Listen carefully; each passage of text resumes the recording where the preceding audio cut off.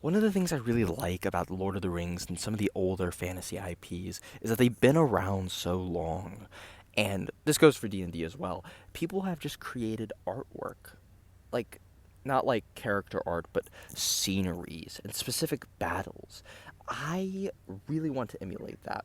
So the reason I like that so much is because it really just it adds to the sense that this is a real place. I've noticed that a lot because I've been traveling and we go to museums a lot.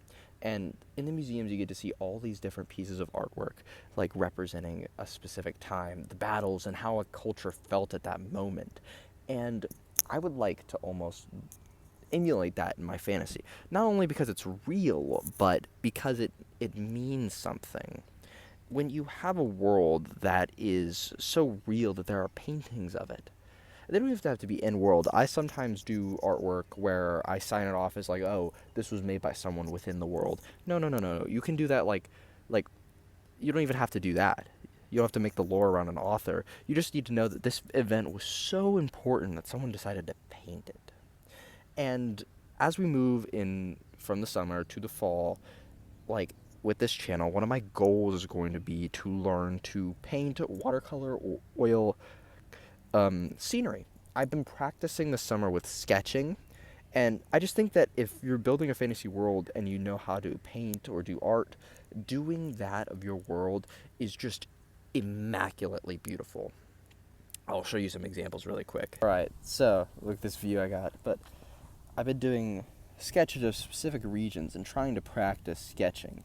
So the whole thing is that these are these beautiful places, and the idea is you could like almost see it. These are really crude, simple sketches I did on the train, but like the whole idea is it makes it feel even more real. So I have like a mountain scene over here, different plains and crop lines over here, like a cove with a city in the middle, a plain city similar to like Edoras almost, then some mountains and Melifos Erd. I also did it with these different views. I did these this morning. Also dragons and mighty beasts. One of the other things I'd like to say is I did this. This is something called the Silver Peak. I will say this channel will focus more on D&D in the upcoming future. So I have a select group of players that are playing, and I really need them to like not try and get too spoiled, you know. So if you're at my D&D party, please stop watching now. Okay, now that they're gone, like the main villain, I've been sketching him too. The Silver King. I actually have a whole novel idea for him, and I will spill some more lore soon, but the whole idea is like, instead of like, oh, the bad guy in my world is the Silver King and he does this, that. No, like, this is who he looks like. This is like all the different things that he does. He wears a specific thing, and I want to have it where like the literature has all these details, right? And then with all these details, you can like, when you get the visual representation, it rewards the readers, and it just rewards anyone who sees it. Because the reader will know, oh, like, look at these specific details, that's this. It gives them that pleasure for reading, and then also, you just get to regard a beautiful scene and picture it better. So, that's pretty much, my most recent goal. So, let me know what you guys think. I'm going to try and do some series on making more, like, art. Like, I know I'm the map maker, but part of making the good map is to have an interesting and unique world.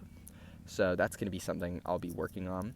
And yeah, so plans for the future are obviously creating more sketches, oil paint, learning how to oil paint and watercolor. I already have some supplies and some experience, but not as much as I would like.